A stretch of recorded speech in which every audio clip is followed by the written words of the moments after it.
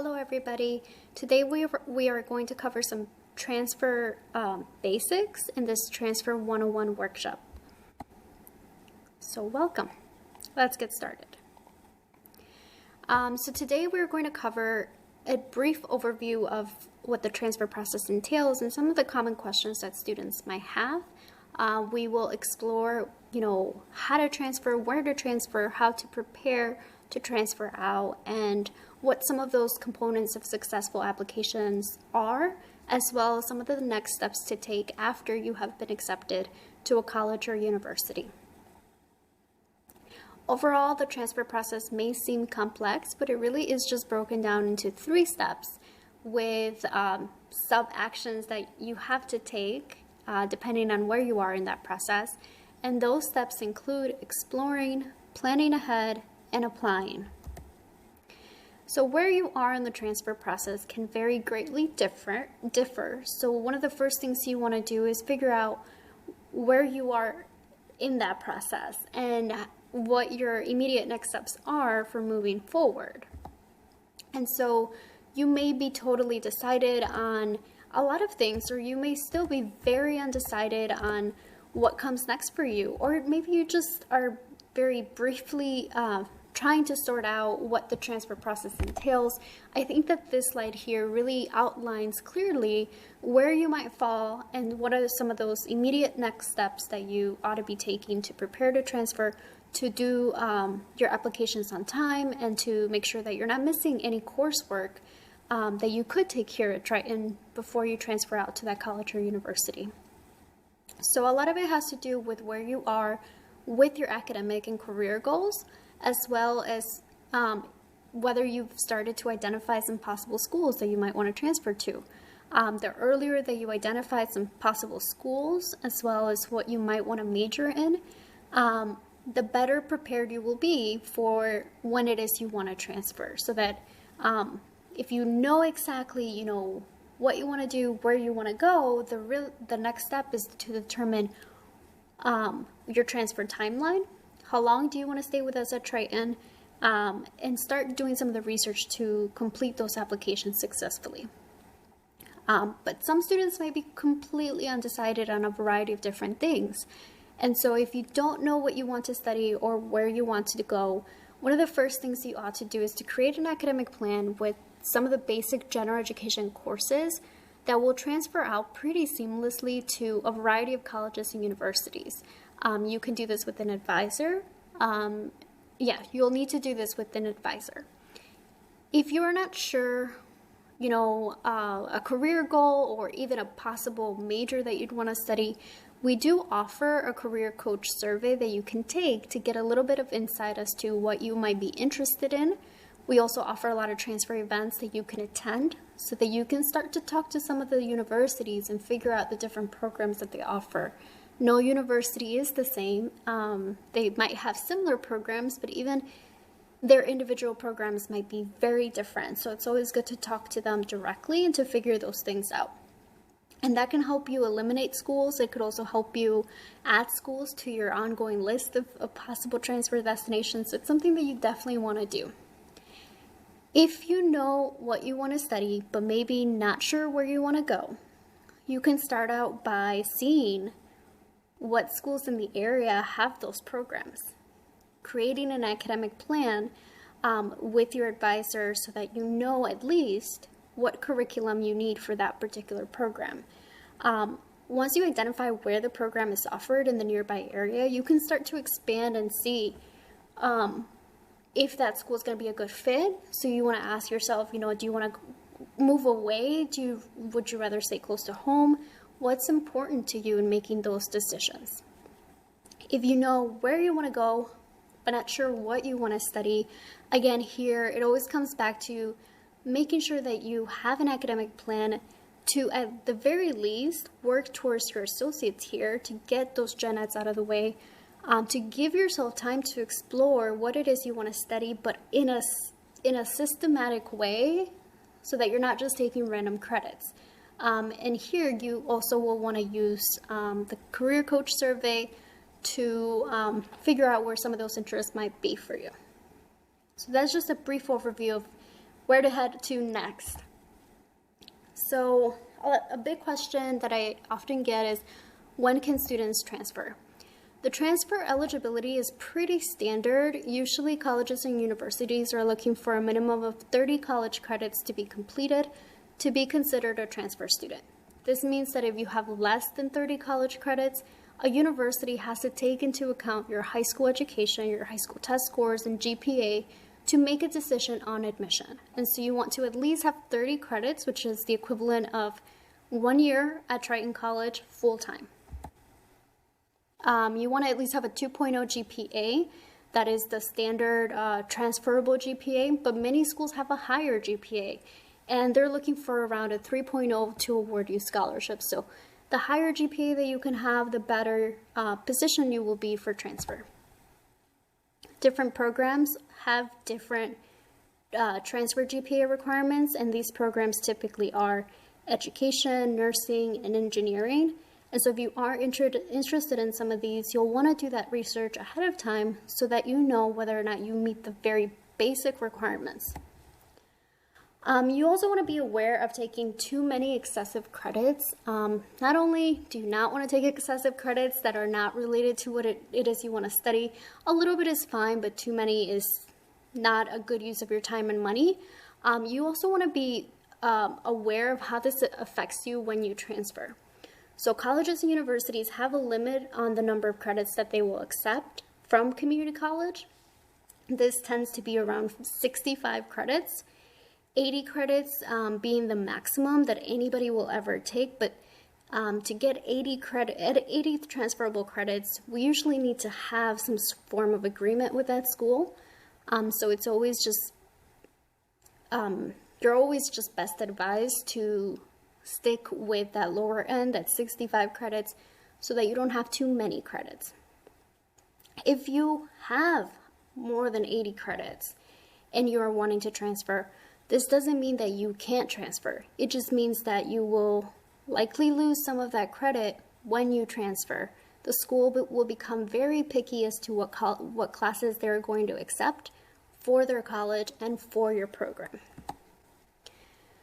And so one of the best things that you can do is to prepare ahead to transfer as early on as you know that you want to transfer. So if on day one at Triton College, you know that your goal is to transfer, you need to plan ahead. And that really involves taking the right courses, as I mentioned, attending events that the Transfer Center hosts so that you can meet with colleges and universities directly. You can start building those relationships, that rapport. It also means getting involved outside of the classroom. Having things on your resume that maybe it's a part-time job or a club or some volunteer opportunity, those extracurriculars that will make you a well-rounded person and a stronger candidate for transfer. At the end of the day, colleges are looking to build a community, and so it's as much about what they can do for them as what you can do for the campus itself. So in what ways would you get involved? Those are things that they want to see. They don't necessarily want to just know that you're going to go to campus, go to class, and go home. They want to know that you'll be enriching the campus in some way and that you'll take advantage of the opportunities that they offer you to make the most of your education. A very common question that we frequently get is, how do credits transfer? So this is just a very broad breakdown to know some of the ways that credit will transfer. So typically a bachelor's degree, a 4-year degree, has general education, major requirements, so the discipline that you want to study, and then room for electives. Or and electives is just something that isn't part of general education, something that isn't part of your major. A class that maybe you're just taking because you're interested in, or a class that covers some skills that you're interested in acquiring. So typically, a bachelor's degree it's about evenly broken down between general education, your major, your electives. But at the community college, since you're working at an associate degree, which is half of your bachelor's, you're primarily going to be looking at general education, maybe some electives, but mostly general education, a little bit of electives having to do with the major that you're interested in. So colleges and universities do not want you to dive right into your discipline. They don't want you to take, if you're going to be an education major, take all of the education classes that we offer. They just maybe want to see 1 or 2 or 3, depending on what they're asking for. So you do have to be careful with that. The best use of your time, if you want to transfer is to complete the Associate of Arts or the Associate of Science, focusing on that transferable general education core. How do you find out the credits transfer? Well, this is something that also comes up quite frequently. We have many different resources for you to know how your credits transfer outside of the resources that we provide here at the college. So, one of the first things that you can do is open a Transferology account so that you can upload the classes that you're taking at Triton and see how they're going to transfer out to colleges and universities. You could meet directly with the colleges and universities, as I mentioned, to get a lot of that information. Sometimes they're able to offer unofficial transcript evaluations and tell you exactly how your credits will transfer, but sometimes they won't, and they'll refer you to Transferology. On our Transfer Center website, which I will show you towards the end, we have a lot of resources. We have partnerships, we have transfer guides, we have links so that you can do some of that research to find out how your credits transfer, as well as research that admission criteria for different schools. So that's one of the best resources that you can use to find out how those credits will transfer. Aside from these different resources, we have a team of advisors that can work with you as you're creating those academic plans that can help you make sense of the transfer guides and Transferology information, as well as our partnerships, to make sure that you are planning your classes in a way that fulfill your transfer goals. The next thing I want to talk about is the timeline to transfer. So typically students will want to be working on the details of transferring about a year before they want to transfer at the very latest, because let's say you want to transfer out for fall 2021, that application will be due the semester before. So if you've done some of the research of what's required and what you're missing and how to apply and all of those details a semester before you have to apply, you're in really great shape so that you can just complete those applications by the deadline and move forward. For students wanting to be accepted for a January semester or spring semester, those deadlines typically occur between October and November. And so it's a very short application period for you to be enrolled at the four-year university. Some of our top transfer destinations include University of Illinois Chicago, University of Illinois Urbana-Champaign, and so their deadlines are posted here for both of those admission periods. Next, next we'll talk about completing successful applications. What does that really mean? How do you go about that? At the Transfer Center, we have a lot of resources. We offer a whole workshop on this also regarding how to complete those applications correctly and in a timely manner. But here I just want to touch on what sort of components create a complete application. Colleges and universities are looking for an application, either on their website or an application portal like the Common App or the Coalition for College app. They are looking for all of your high school, all of your transcripts, including Triton College transcripts and any other college that you've attended, and sometimes high school transcripts. Depending on the number of credits you have and depending on the institution that you transfer to, they'll probably ask for both the Triton and the high school. If you have over 30 credits and a school asks for your high school transcripts, they're not looking for that transcript to make a decision on admission. They're looking for that transcript to just make sure that you've completed high school and that you can receive financial aid in the future. So just know that that's more of a compliance thing. There are also fees associated with an application. Sometimes they can range from $20 to $80, and so it can become expensive to apply to colleges and universities. If you are currently receiving FAFSA financial aid, we are able to see if you qualify for a waiver. And so definitely reach out to the Transfer Center, see if you qualify for those, send an email to transfer@triton.edu, and we'll get started with that. So those are the three basic things: an application, transcripts, and a fee. Sometimes the school only asks for that, but other times they'll ask for personal statements, letters of recommendation, and sometimes your ACT or SAT scores. Typically they don't ask for those at all if you have over 30 credits, but sometimes they will ask for them, especially if you're applying to some of the more competitive universities. And so just make sure that you're aware of that.